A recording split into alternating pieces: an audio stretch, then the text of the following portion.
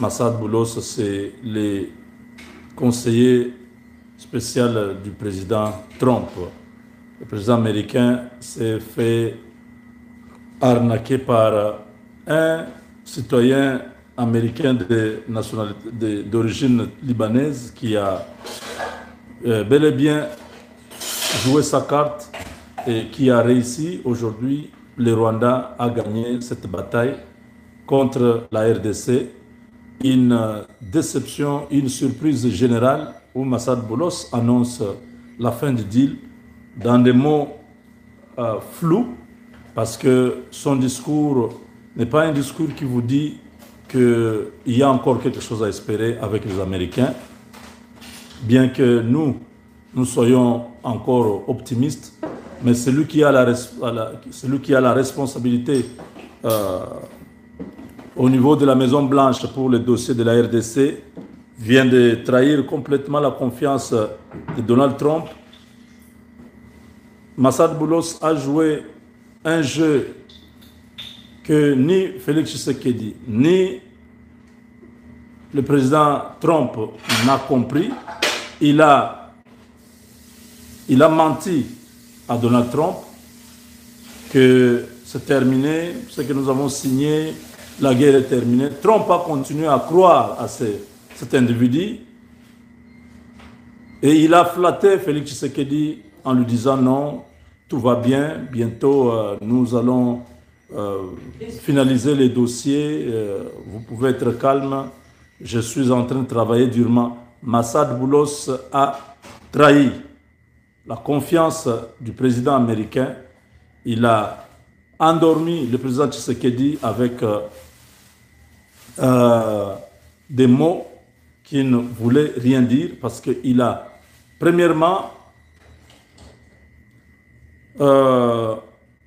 adopté ou utilisé le langage de l'ennemi. Depuis le début, vous savez que Paul Kagame et tous ses marionnettes parlent de causes profondes qui sont à la base de cette guerre. Massad Boulos ne reconnaît pas les génocides congolais. Il parle d'un terme que Félix Tshisekedi aurait utilisé, un terme technique qui n'a rien à voir avec les génocides. Tout le monde sait qu'en RDC, il y a eu des crimes de masse. On a rasé même dernièrement 200 Hutus. Ont été tués dans les Rutshuru. On cible des communautés. On cible des tribus. On a massacré à Kishiche. Je ne parle pas de 30 ans. Il y a, je crois, 2 ans seulement. Il y a eu des crimes de masse. Et Massad Boulos minimise ça, nie même l'existence de génocide. C'est trop grave. Congolais, je ne sais pas comment vous dormez chez vous, vous êtes à l'aise, vous pensez que nous sommes en train d'exagérer. On n'exagère pas. Prenez la vidéo de ces messieurs, écoutez-le du début à la fin. Cet homme parle de 2 armées dans notre pays. Il dit que les Ouazalènes vont être intégrés dans les forces armées de la République, donc les FARDC, mais le M23 sera dans une sorte d'une armée régionale, le M23. On va les mettre dans une armée régionale, ce qui veut dire que dans notre pays, il y aura 2 armées, il y aura 2 territoires. Le fameux cogestion, hein, quand on vous parle de la constitution, du fédéralisme, quand on parle que non, ils seront dans une histoire, le nord et le sud Kivu, le M23 a demandé 8 ans. C'est-à-dire on va faire une scission du pays, une balkanisation voilée. Moi, je crois que si je vous mets la vidéo, ça va beaucoup aider. Parce que parler, des fois, les gens pensent que nous exagérons. Je retrouve ça. Tout le monde a publié cette vidéo-là. Je pense que en République démocratique du Congo. Votre visage est un visage d'espoir pour le peuple congolais. Depuis la première fois qu'ils ont fait votre connaissance quand Écoutez seulement, quand il commence à parler, je vais vous Merci mettre. pour tous les efforts que vous êtes en train de faire pour amener la paix en RDC. Alors, la grande question, c'est que quel est selon vous l'obstacle principal qui empêche aujourd'hui que les accords de paix en RDC entre le M23 et le gouvernement soient concrets? Deuxièmement, qu'est-ce qui vous donne vraiment confiance que cette fois-ci, les négociations qui se passent, cette fois-ci sont les meilleures? Et la troisième question, il y a une rencontre qui a été prévue à Washington, qui a été annoncée entre le président rwandais et le président congolais. Qu'est-ce qui fait traîner pour pas qu'ils se rencontrent jusque-là? Concernant la visite, vous avez dit qu'il y avait eu une annonce. Nous n'avons jamais fait d'annonce concernant l'événement à la Maison-Blanche. Cependant, nous avons effectivement évoqué un éventuel événement à la Maison-Blanche et le président Trump l'a mentionné à plusieurs reprises. Nous n'avons jamais fait d'annonce concernant une date précise. Nous travaillons sur un certain nombre de questions. Comme vous le savez, c'est un conflit complexe qui dure depuis 3 décennies ou plus. Et pour revenir, je pense à votre question, oui, des millions de personnes ont perdu la vie dans ce conflit, probablement 6 ou 7 millions. Je sais, je viens de me rappeler que je n'avais pas répondu à cette partie de votre question. Donc oui, c'était l'un des... Je suis d'accord avec le président Tshisekedi sur ce qu'il a dit. Maintenant, s'il l'a qualifié de génocide ou si c'est une expression, c'est une question de technicité sur laquelle je ne suis pas en mesure de me prononcer pour l'instant. Mais des millions de personnes ont perdu la vie. Et cela, c'est après le génocide. Nous ne parlons pas du génocide rwandais.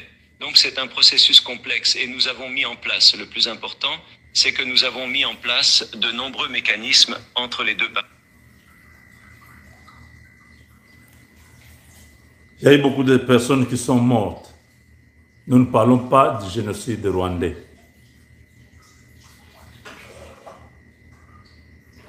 C'est une question de technicité, ce que le président Tshisekedi a dit, mais ce n'est pas un génocide. Boulos vient de dire que la reconnaissance du génocide que Félix Tshisekedi est en train de chercher, c'est une peine perdue. Le génocide est rwandais au Congo, c'est une question de technicité. C'est un terme que Tshisekedi a utilisé, ça n'a rien à voir avec le génocide. Il y a eu des gens qui sont morts. Nous n'avons jamais donné une date pour que Tshisekedi vienne à Washington. Nous avons évoqué une probable rencontre.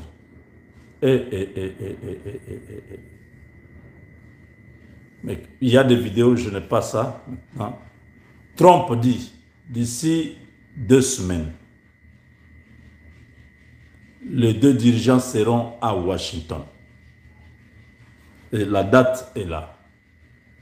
Lui dit, on n'a jamais donné une date. Donc, il efface complètement, parce que le deal entre la RDC et les États-Unis est conditionné par la paix. On ne peut pas signer le deal tant qu'il y a la guerre au Congo. C'est pourquoi on a précédé ça par les accords de paix. On poursuit. Mis en place de nombreux mécanismes entre les deux parties.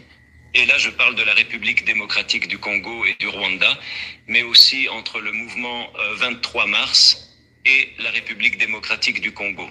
Ils viennent tout juste, nous avons annoncé il y a quelques semaines, ou peut-être plus, être un mécanisme d'échange de prisonniers entre le M23 et le gouvernement de la RDC.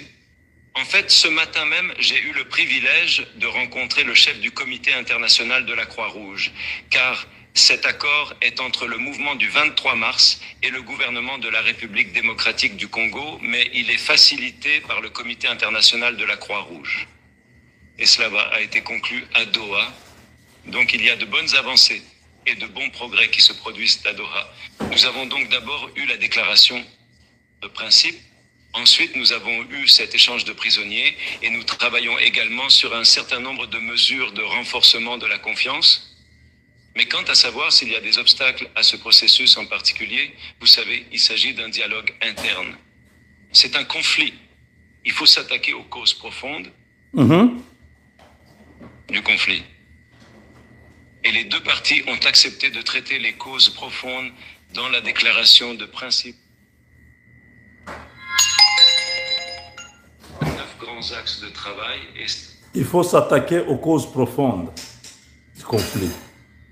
Donc, ce n'est pas ce que vous pensez, ce n'est pas la guerre est terminée, ce n'est pas que le deal va être signé. Il faut d'abord s'attaquer aux causes profondes. Un langage clair du Rwanda qui aujourd'hui sort dans la bouche de Massad Boulos. Voilà la trahison. L'homme qui hier avait donné espoir aux Congolais, aujourd'hui c'est une déception. Parce que, écoutez, Massad Boulos donne l'impression que la paix ne viendra que des Doha, des États-Unis, tout ça. Mais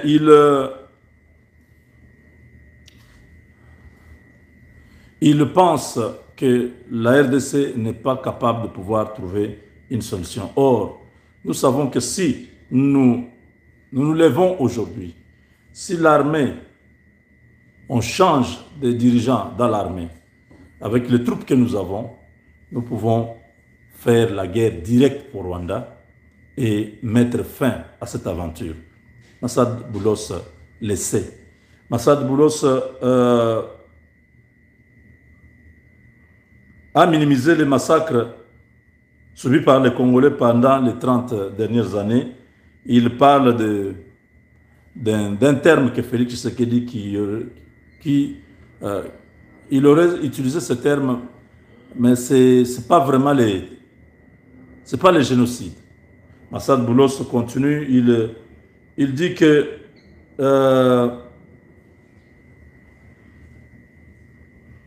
dans les discussions, il y a eu l'échange de prisonniers et tout ça. Il y a eu l'échange de prisonniers et que c'est la Croix-Rouge qui est en train de faciliter cela. Maintenant, il reste l'intégration des groupes armés. Là, il dit ceci, qu'une partie de nos voisins de patriotes vont rejoindre le FARDC, mais en parallèle, les combattants du M23 seront intégrés dans une force régionale, ce qui veut dire qu'en même temps, il y aura les FARDC, il y aurait aussi la force régionale où les M23 seront des militaires là-bas. Donc, ce qui veut dire en un mot, c'est que dans notre pays, nous aurons désormais 2 armées. Et là, la constitution de la RDC est complètement piétinée parce que la deuxième armée, qui est le M23, sera en train de diriger la partie qu'ils occupent aujourd'hui. Ce qui veut dire que la scission du pays, d'après Boulos, est déjà consommée. C'est la balkanisation qui est consommée. Parce que quand il dit que il faut que vous puissiez tenir compte de la cogestion des zones occupées par le M23, cela veut dire qu'il a accepté que le M23 finalement ne partira pas de la RDC. Il a piétiné la résolution 2773, il a mis en cause la signature de l'accord de paix de Washington et il consacre la balkanisation et l'occupation définitive des zones occupées par les M23. Vous comprenez? Ça, c'est Boulos qui est en train de le dire et c'est très grave parce que cela viole notre constitution. Cette constitution qui garantit l'indivisibilité de notre pays, l'intangibilité de nos territoires. Donc, et pour terminer, Massad Boulos ne mentionne même pas l'invasion rwandaise. Il nie complètement la présence du Rwanda dans notre pays. Il parle de mesures défensives. Je ne sais pas si vous comprenez. Le Rwanda est sur le territoire congolais. Il nie sa présence. Il parle de mesures défensives qui sont conditionnés par la neutralisation de FDLR. C'est très ahurissant, c'est très surprenant qu'aujourd'hui Massad Boulos devienne l'agent de Paul Kagame, que Massad Boulos soit lavé le cerveau, et un homme acheté comme lui n'a plus qualité de prononcer le terme Congo dans sa bouche. Il n'a plus le temps de parler au nom des Congolais. Il n'a plus le temps de participer aux discussions ou aux problèmes de la RDC. Mes chers amis, je vous laisse terminer la vidéo. 9 grands axes de travail et certains d'entre eux peuvent prendre du temps. Certains peuvent prendre quelques semaines. Par exemple, les questions de gouvernance. Il y a des questions de gouvernance, de décentralisation et de nombreux autres détails de cette nature, ainsi que l'intégration ou la réintégration des combattants du M23. Vous avez bien suivi? Il y a un problème de décentralisation. Il y a un problème de décentralisation. Il parle de la balkanisation voilée. Nous avons 26 provinces. La décentralisation vient faire quoi ici? Il dit que quelques problèmes peuvent prendre quelques semaines, d'autres peuvent durer longtemps. Il parle de 8 ans que le M23 a demandé dans les discussions.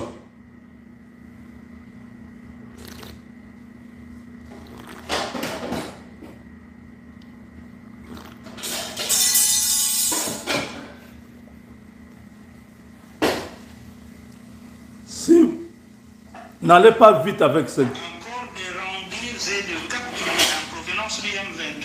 Concernant le fait que certains seront intégrés. Avec cette vidéo, revenez mot à mot tout ce que ce monsieur est en train de dire. Il fait passer le message du Rwanda. Tout ce qu'on lui a dit, tout ce qu'on l'a convaincu. Nous ne savons pas, mais tout est là. Est-ce que vous comprenez? Si vous le suivez, prenez le temps. Ce sont des choses que nous disons tous les jours ici. Prenez le temps, suivez calmement. Cet homme, quand il a commencé cette histoire du Congo, avait un autre langage. Il ne comprenait pas, il ne savait pas tout ça. Aujourd'hui, une interview de 5 minutes, il a dit beaucoup de choses que le Rwanda parle tous les jours ici. Et c'est très clair. C'est à l'œil nu. Vous comprenez que le monsieur a été acheté par les Rwandais. Il a été acheté par tous ces gens qui sont derrière le Kagame. Et le président Trump a été roulé dans la farine. Il ne connaît pas ce qui se passe. À lui, on lui a dit que la guerre est terminée. Nous avons fait l'essentiel. Marco Rubio est dans la farine. Il ne comprend pas. Ils font tous confiance à cet individu. Et le président Tshisekedi continue à les recevoir avec honneur, avec beaucoup de considération. Il est en train de l'endormir. Il est temps de mettre fin à tout ça. On termine. Il reste quelques minutes. Certains peuvent prendre quelques semaines. Par exemple, les questions de gouvernance. Il y a des questions de gouvernance, de décentralisation et de nombreux autres détails de cette nature, ainsi que l'intégration ou la réintégration des combattants du M23. D'autres groupes, concernant le fait que certains seront intégrés dans l'armée de la RDC. Vous comprenez? Et que d'autres seront intégrés dans une forme de gouvernement locaux. Vous comprenez? Ce sont donc des questions... Est-ce que vous avez compris? D'autres seront intégrés dans les FARDC, d'autres seront intégrés dans une forme de gouvernement locaux. Mes frères, vous entendez ça? Vous pensez qu'il parle de quoi? Gouvernement locaux. Il parle de M23. Il dit qu'ils seront intégrés dans les gouvernements locaux. C'est quel gouvernement? l'Assemblée nationale comme président de l'Assemblée nationale. Jusqu'à l'installation du nouveau bureau de l'Assemblée nationale. C'est ainsi que le plénière est au quota. Le plénière est au quota. Pour Nakoyeba, aussi ça, Makambia, Batouana, Missa, Fematika-Laki. Le lendemain, Bogota, la dossier de l'Assemblée nationale, ce qui est capable de situer Bambo, vous pouvez pas bomber le Bambo Moto, le lendemain, débat à la Koda, l'Assemblée nationale. Après le débat, on a Nassir, soit lundi, on a convoqué le plénière pour l'installation, pour la vote, pour l'installation du nouveau bureau de l'Assemblée nationale. FIFA! Donc il y a Makambu et ce qui est aussi là, Makambu et ce qui est à la normale. Même si on a partie de la mission présidentielle, il y a Makambu et ce qui est là,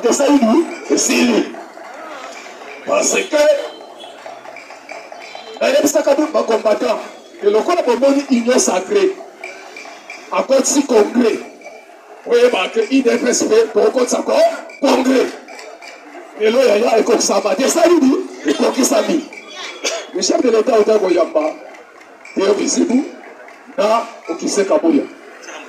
Il y a une délégation. Délégation, il y a qui Kabouya, là, il y a visible, il y a pas qui va à part. Il faut que je Kabouya côté, après si président Moto.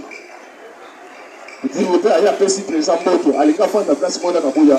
Président, c'est le Kabouya. Ici, par l'équipe, dans mon parti, il y a gauche, il y a président. Kabouya a télévé à président a ici par bon. Kobanda Mokola Lelo, Makamba Bakerel, la carte parti. Abou, bien. Alors, dans cette personne, on a fait une transition, il y a 2 mois. On est beaucoup de temps pour ça. La transition, donc Kabouya, vous allez voir le secrétaire général, vous allez seconder, donc on a eu 2 visibles, vous allez voir comme assistant pour ma transition, c'est na souka. Si, na 15e, il y a décembre. Donc à partir du 15 décembre, parti, il faut organiser un congrès pour que tout le monde ait dirigé à Sika. On va autant vous saluer, il est mais la tienne d'une commission. La tienne d'une commission, on va Hollande la bino, na musala na sopanga au sala. C'est ainsi que vous avez une commission examinée. Commission où il y a bâti ma vertébré. La commission attend d'un passeport. Chaque main chabal. Et quel est le gondo? Oh. Non, non, non. Ça. Chulumbai. Président de l'Assemblée nationale. C'est ainsi que on a qui commission wana bakende ba mona ki de visible bakende ba moni pe officier Kabouya. Donc awa dans les prochains jours musala ezobanda. Bon, on va aller bien à la restitution. Il y a masolo au basolo lina commission à Yambaki. Dans les prochains jours, si tout va bien, on va convoquer ceux qui matinent à niveau limité pour la restitution. Ça veut dire donc que de tout le Congo, pour le bas, ni de haut, on va préparer pour venir à partir de l'IDPS. Mais, n'a pas qui n'a pas d'IDPS. Quand vous faisiez compte à congrès, cette fois-ci, tout le monde va diriger à Kitoko. On va Kamba IDPS en bonne forme. Kamba IDPS, le nom de Sali, 6 ans de pouvoir, mais jusque-là, pas la propre IDPS, parce qu'on s'est retrouvé. Nayangwana na congrès, photo ça la chaya malade. Pour que IDPS n'a pas été en la paix malade. Vraiment. Les chefs enclenchés, ils attendaient la convocation du congrès en fait de désigner de bons dirigeant pour notre cher beau parti, l'UDPS. UDPS, viva! En tout cas, chers combattants, Makambu, Eza Kitoko, Tozo Kende, vraiment, na changement libéral, pepe sengo, ambiance na kati ya mboka. C'est ainsi que le chef de l'État a continué l'activité d'ailleurs, le niveau qui a été assis. Décidé de chiter. Lobby, président de la République, ayebaki na kopesa nzela na ministre na biso ya industrie akutana na ba ministre ya industrie ya ba pays lokola Angola na Zambie pona koyeba kosola projet oyo ya corridor ya Lobito de bakutanaki pona ko planifier kosala plan ndenge ni bakosala corridor wana. C'est ainsi que na masolo wana na ba partenaire oyo bako financer projet wana bazalaki wana ba planifier nyonso pour que projet ebanda oyo ekosunga soki les trois pays ndenge bayebi na ko planifier yango pona développement parce que présent aza koluka Afrique centrale est développée mais malheureusement ba pays yango ya Afrique centrale lisusu balingi développement Angola soki aza kolinga biso ezali encore kaka ya port na biso ya banane port ya banana ezali ya bakongolais ya bangolais te mais Angola akoti yango motema mabe mais malheureusement Fachi Beton azonga nsima te port wana e avancé makasi déjà en 2026 afo balivra yango peuple congolais. C'est ainsi que en français la biso en tout cas tozo comprendre que le coup ya ligne contre biso awa ndenge tozo ba awa dans les prochains jours tozo ya mabal de na biso ba congolais ebele o basa na Angola ba kwa ici ba lobi baso banda kokanga ba congolais o basa na Angola ko zonisa bango na kati ya mboka ba lancer opération moko et qu'on va impacter cette province et Angola. Pour nous Congolais ko benga na bango. Raison ni ba pesi. O ba Congolais basa ko exploiter ba matière première na bango. Basa ko exploiter ce qui diamant na bango. Pétrole na bango. Na ba bois. Raison ba pesi Angola. Aïe ba ça la maman opération. On va sortir des milliers de bébés de Congolais dans l'opération de Kozala Logo, là, on va s'arrêter en 2018. Il s'est fait au Koboya Bande Kona, il s'est fait Baya. Baya, ah, on peut Moussa les épées, les bélés. Vous l'avez dit que nous devons ça pour témoigner. La RTNC, Abina Outa qui est Angola, la Yéna Kalista qui n'a pas souffrir.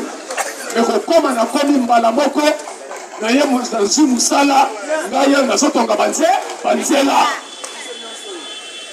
naosala musala en tout cas alobi to soutenir mokonzi ya mboka pamba te mokonzi ya mboka vraiment aza na susi ya bakongolais mpona sukisa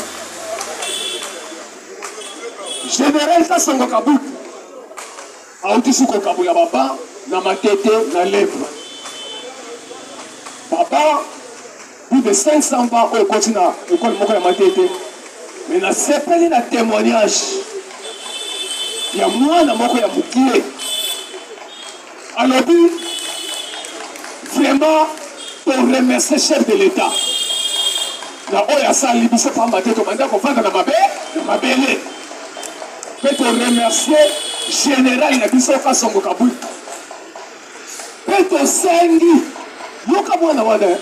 Tosengi na Nzambe apesa mokonzi ya mboka longue vie mwana ya mukie Babu tosengi Nzambe apesa mokonzi ya mboka longue vie na tena dulu losambo esengeli bakongole nyonso tosala yango foko bondela na Nzambe apesa mokonzi ya mboka longue vie pamba te mokonzi mboka aza na mission mulai na kati ya mboka ya facha alongwa sikoto ha mopeko likunzi to changer yango Pour changer un coup. Mami colonial sommes comme ça, moi kasali ya. Namaye. Wow. Mandat n'a aucun salaire. 7 ans.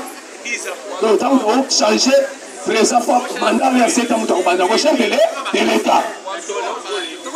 Donc on a travaillé bien, donc on peut se sous confiance. Donc on va sous 7 ans aussi, on sous.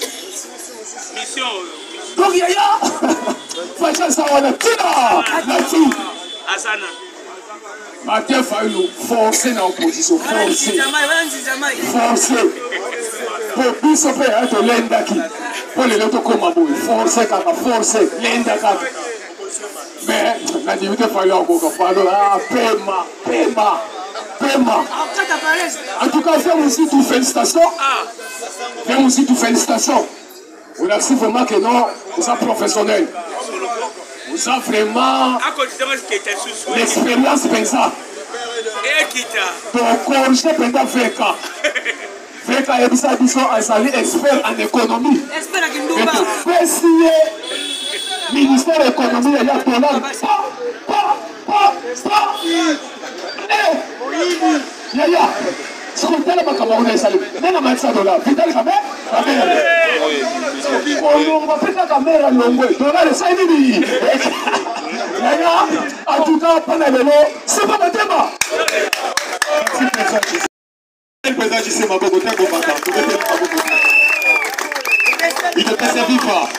il ne persévère pas. La tiré la prof, on a qui bandakala. Président du Sénat, transport. Président du Sénat, transport. Asa, Abaluka. La caméra, il ne persévère pas. Au matin de lui, Toloba qui prof, Azalaki na matanga. Akufelaki mama oyaye. Akufelaki mama oyaye. Yango Tolobaki, lobi na lobaki yango. Matubaye ba kuselinga prof, président de mesa lobelaki yango te. Nazo répéter les sous. Yebaki yango bia yebaki te. Tanga lobi changement de constitution foga lundi. Lobi tolandaki ba député ya de presse. Dans sénateur, il y a eu de presse. Ça qui déclaration à Bango, la renouvelée qui a loyauté na chef de l'État. Bito va côté la qui réunion à Katimini pour un changement de la constitution et un beau canapé. Tous les députés. Comment est la baronne de Maboko? La bonne bonne temps de Malobi, on a dit à Yebi ou bien à Salini à Yebité. Pour cette fois-ci, il faut borrer ça la nuit.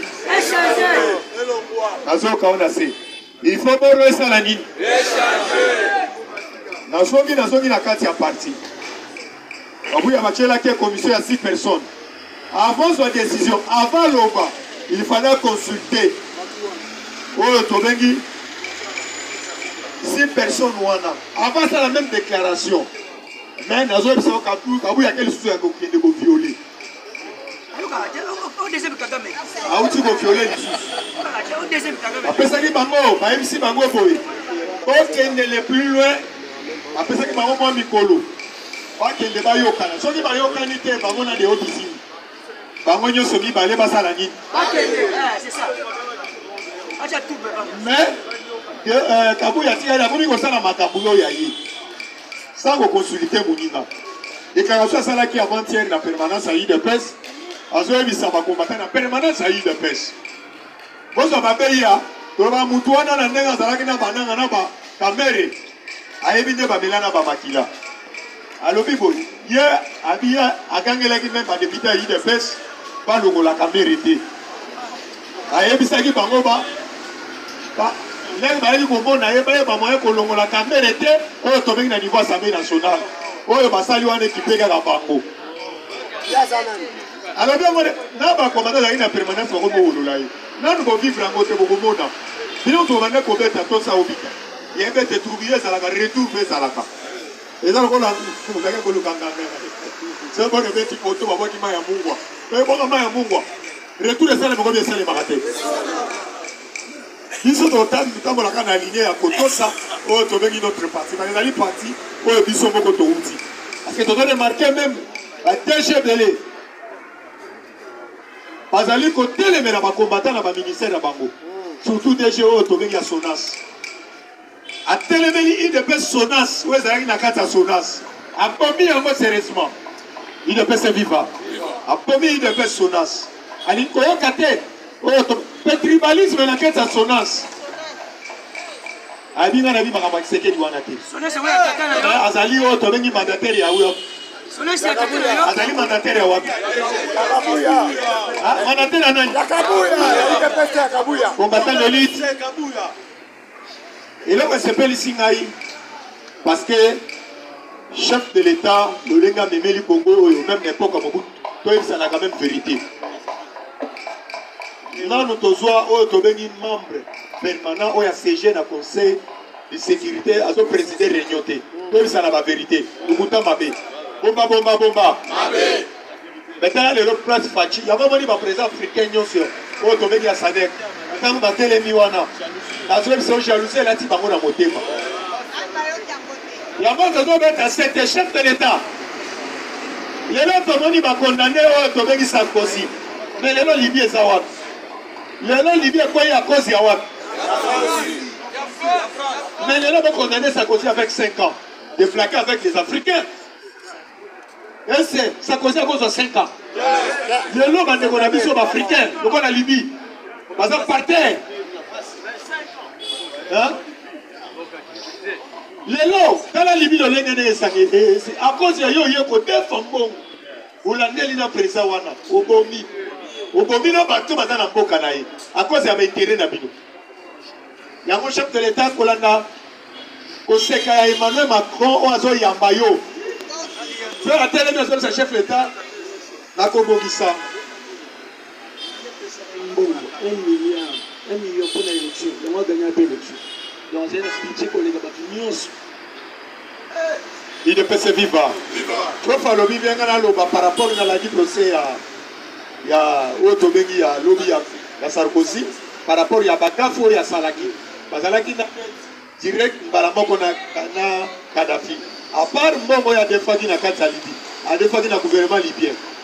Il y a des gens qui ont fait parce que même Sarkozy, tu vois qui vient clairement, à Wangane, le Koana, a dit à Tigala Kospodé, à côté, à Tigala Kosala, le Koana. Mais si vous avez la Kadhafi propre, on a demandé qu'on a pu grouper. Nenge ba brandi, auto meki ba modéré, yo moni ne ya apoi. Il ne peut se vivre. Yango moni, biso africain photo fongola biso. Yango le tozo sa chef de l'État. Tu es notre papa. La moni na manane sociale ko moko etambola, o soit disant maman Denise, abobi boy nae, o kangwa. Rabaradio totor moko, o abeteke marteau na mutu, o azwaki saki nae, papa. Ok, bah la femme qui nous a. Où tu attaques à la terre, maman de liste. Oh, d'ailleurs, quand tu as formule, ok, bah la maman de liste, vous savez, ma blague, vous savez, la maman de liste, la maman la vidéo soi-disant horrible. Maman, oui, assis ici, ma comédien, nyonso. Mais maman de liste, elle a suivi ma comédien. Après, si, bango, tes cartes, bah, on se fait médico, fait la lui, moi, qui est pas là. Les médicaux fêlés, on comédien nous sommes à Bango les la sous. Mais maman dit que c'est là qu'il y a des copains dans à Dubaï, par exemple, sous ce bunga. Pour passer bien d'abord mis en garde. Combattant l'élite. La zone n'a pas de diplomatie. Comment dire Emmanuel Macron a tellement l'objectif à organiser au Tobeni mini sommet où était à récolter au Tobeni collecte pour la bande qu'on a vu sur la qui a agressé à niveau ya. Goma Bukavu, là va déplacer. À cause de ça, là, on a un niveau à France, là, on va éviter le chef de l'État.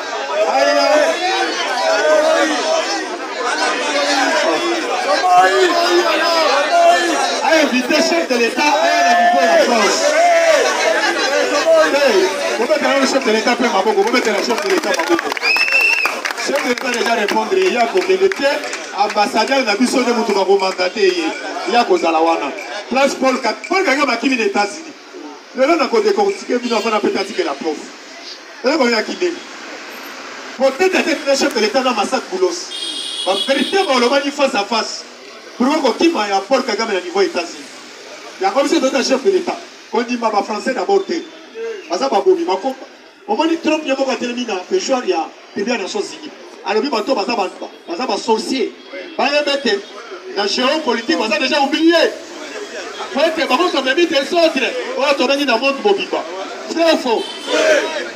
Donc, il faut croire que on a tombé dans le français. Ce sont les sorciers. On a bateau, ma limite, on a tombé dans le monde. Au matin de l'élite, à part Rwanda, il y a peut-être qu'on appelle le chef de l'État. Mise en garde, on a tombé dans le protocole. Avec quoi il y a continué de l'homme, Macron, pour Macron, on a mis de 4 fois. Pourquoi il y a pourquoi? Quand vous faites en France, il y a une milliard de Fachi. Ceux qui font tellement de Abi Manassal, il y a comme l'actualité. Ceux qui font un embouteillage, le président français n'a qu'un matin. Le lobby a opposé à un Baloubani. Les raisons quelques bâtiments même dans les réseaux sociaux. Parce que tellement de l'Obaïté, oh, je l'ai tête en dos à la discours. Oh, ma pédale, ma salaki na salki. Ah, il y a Emmanuel Macron, il y a salaki discours. Combien de salles, ma salaki? 4 personnes. Ah, c'est la discours, 4 personnes. Puis, il y a là, la pile, ma petite, il y a pas blanc. Eh, on va français. Vous comparez à moi dans Tsoko. Autant là, quand même, chaque jour, à Soya. Chaque jour, les États-Unis, on a tellement occupé. Avec Kaikamba, Johanna. Autant là, Kaikamba, on a dirigé. Le loko na balelo ba Congolais bazalaka bazoba tala kai kwamba o tala ndenga zo diriger mama tete poser ezate biloko oya kamere na niveau assemblée nationale a telemi honorable kolonini akata kolonini biloko na mama ba Rwanda ba impoli ba mal éduqué nous la mama ba Burundi nous les Congolais tolaka même le respect na ba ko ba biloko ma bente ne pas battu. Il y a toujours le Bango Sile, on a salir au République démocratique du Congo. Il ne peut se vivre. Ah ouais, les gens sont mis en place à Chilumbaï. Pour même les aller à Boy. Mayoki Kole la Nabino. Assemblée Zoko Tanelo, on traite moi quelques dossiers de la Outi Kole Sabino. Pivotage. On va vendre dans huis clos. On a un système d'élection. On va convoquer Kamere pour être évalué pour la immunité à Kamere et Kamere à la justice. C'est bon, il y a un mot.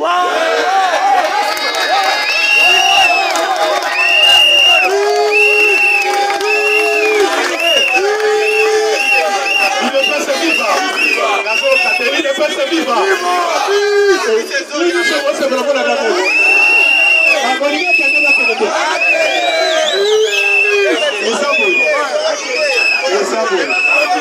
Professeur Chilumba, vis-à-vis, pour peut être tenté. Bureau, pêcheur, il y a ensemble. Et possible. Avant à huis clos. À huis clos, le col à Mosso a remplacé automatiquement. Professeur Chilumba, de l'homme a traité. Dossier à Dominique Moulongo, Nao Tobengi, Chalak Njoli. Oh, on a côté mon caméra dans chaque voyage. On a traité le dossier d'Aïleno. À part Rwanda, à Tatamboso, le roi a remplacé Chilumbaï. On a obéi ça sous caméra. Pour caméra, il y a des députés simples. A démissionné de la place et à présent Assemblée nationale. A-t-il député simple? Si on ne faut pas peindre ça y est. Dans ma télé, le wana baro bayoki. Il fallait avec ces pas moyen à poser misaye, pas moyen. Le monde a dossier côté qui déjà n'est pas filmé vendre. Vous êtes pas moyen à poser misaye, à que ne correspondre à la niveau justice. Est-ce que nous avons dit en gros? Il ne peut se vivre. Il ne peut se vivre. On va dans le liste de l'Ouéwana. Ah, on a déjà pétition, il y a. Oh, Tobegi, la femme à l'Okonde. Déjà, la sénateur va récolter, oh, Tobegi va signature, comme déjà dans 45 signatures. Il y a été la carte à Sénat, dans la nombre à combien? Dans la nombre à combien? Est-ce que quelqu'un va sénateur, vous savez, Tobegi, nous nous nous Kanyang. On va gagner les athées. Voilà, c'est la mission de tante. Il faut faire la complète des athées. Et là, si c'est ma fête, d'abord, tout ça, la nuit. Parce que moi, maintenant, il y a une élection, il y a l'Assemblée nationale, et qu'on soit dans la Walou. C'est bien, il y a un moment où on a dit déjà, je ne l'ai pas lu. Il n'y a pas ça, pour être remplacé. Et tout solo là. Il ne peut se vivre. La première côté, il y a cher là, na conduit le logo que nous la débat, on va dire qu'on t'est pas. C'est la démocratie. Parce que la gagné comme ni pour. Ça te termine à l'Assemblée nationale. Na olimatena ni mara oyo ya yolo yoka kate papa. La vie pour le tout là. Yebete e koso aka na bana walu. Na bana walu mais déjà 4 personnes. Au bazar ça. Nous sommes pesés. Après l'élection présidentielle. Avant l'élection Salema, il fallait d'abord oyo proposer sur une mission to pesio et là on va consulter la mission oyo to bengi tensama. Pour et tu sais comment nous va eu sa mission boy. Celui de pes Moutako a organisé l'élection et madame, pour organiser l'élection. C'est lui de pes qui va changer. Voilà, tu vas dire qu'il faut conduire en boca. Il y a un moment où il y a un qui se fait Mouloupa. Donc, il y a un référendum. Et c'est mission de notre côté. Il se fait la boya comme il y a boya. Alors, lui de pes, c'est comme Moutako, sa constitution dans ses. Vous voyez, c'est tout outil dans la marmite, il y a une heure. C'est la conduite et qui se fait Mouloupa. Il est passé vivant. Au matin de l'élite, à part Wana, Nairobi, na Walumwa, 4 personnes à Walum. Moutou Azali, Sansi, Oya Kozawana, Oya Azali na CV à Kotota. Parce que je n'ai pas lu. Il y a des moutons dirigeables. Azalaka,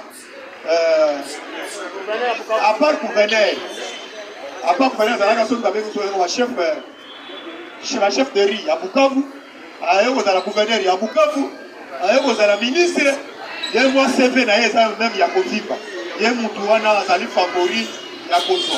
Mais, n'est pas innocent.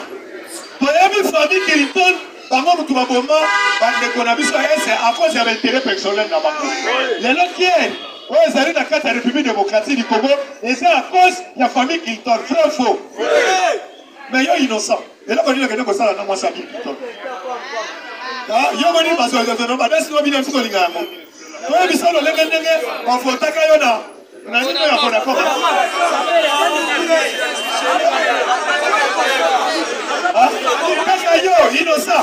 Innocent. Ici, vous avez dit que. Innocent. La 5 ministre à droite, Zimmer. Ministre à droite, Zimmer. Mais là, on va dire que c'est innocent pour les États-Unis. On va dire pourquoi. Toi, on a musicien, on va faire la fierté à Boka Nabiso. Le cas de Jean Koubal, le cas de Banani. Héritier Watanabe va faire.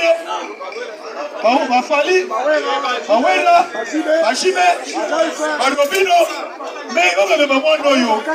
À quel moment tu as parce que plus de 8 heures du temps.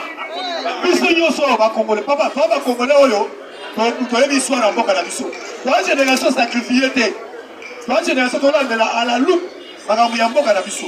Il y a une famille qui doit être localisée. Parce que il y a 8 clos, on va gagner contre la Wana. Keba, on y a un moment, moi, on a essayé de m'assurer. Keba, on y a une mission nationalité là. Pas ça, ça y est. Est-ce que innocent à la nationalité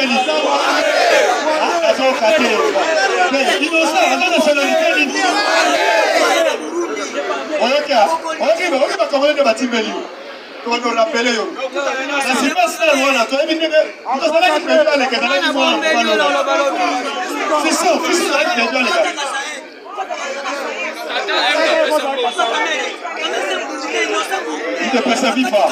il ne peut se vivre. Il y a cette fois-ci combattant.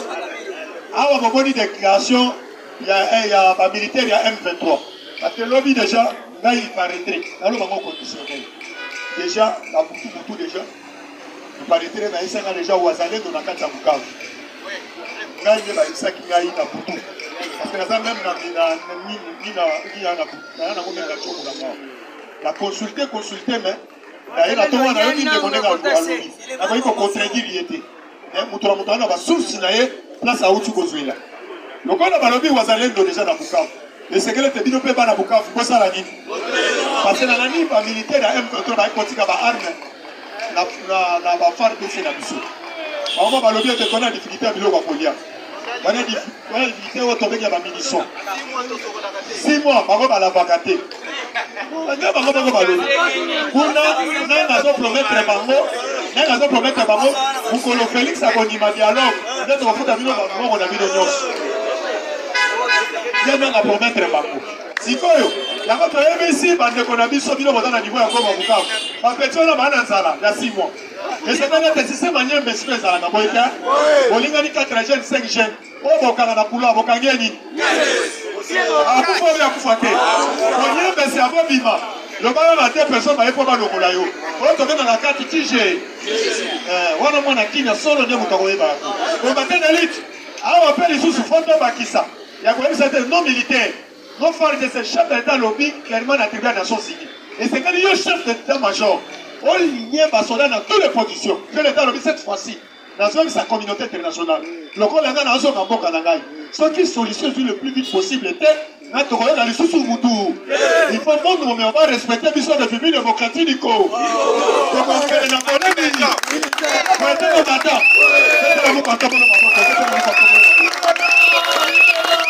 combattant d'élite yango cette fois-ci toa na siloga moko congolais salani te militaire affaire de ce salani wazalendo salani la partie te nazoka te la partie combattant d'élite na lungweli su na sujet wana naye kokota sujet oyo tobengi ya tracasserie ya bapolisi oyo batambola na bapembe na babutu batie bino na bapembe otambolaka mpo na patrouille bino bapembe bokomi soki kure ekei bobatami na molili po ya boye bokomi kobwila biso bobomi na mwindaka basele bobomi na oyo tosignale toyebi kope na bino po biso tokondaka na cité kope na bino ote toluka mbongo ya karibira ya kabase kabla sikaka napesaka kabase oyo luka mbongo na soto ya bato nazosignale bino botika tracasserie tokomprendre kope na bino surtout Pascal Jules Blasserie oyo tobengi ruto sekoma Pindabwa oyo Kimbuta Ipei Rokwengaba Baramoto Mikondo kota Rutu Njoko Bibwa bino nyonso boyokani likopa bandoki balingeli bana bato nyonso wana baoluka lar baconférence bino fo bakisa bino salaire bato mitema mabe tobanda kofilme bino mpo tobwakelaka bagénéral na bino bapolisier bamoni bapene bakoti bango su na ko bakoti bango bomomaka basele bavandi na mwa couloir bamoni yo ye na ndenge kunduru mpe barécupere o bango mosa biso kalaka baseli wana soza ya combo etikali oyo na soulia bien yo dépose yango o amande ya 50 000 estce baopeshi boyebi yango général na bapene boyebi yango bapembe wana so baye bofongola bango bateni bobalusi bango bosopa bomona bambota bakofi boye eza ebele baye likoma awa nga na tuki awa nazokotisa nakota filo yango mpo nakoti profa yalobi naokotisa oyo tobengi honorable prof aza na matanga bitakuna deja alobaki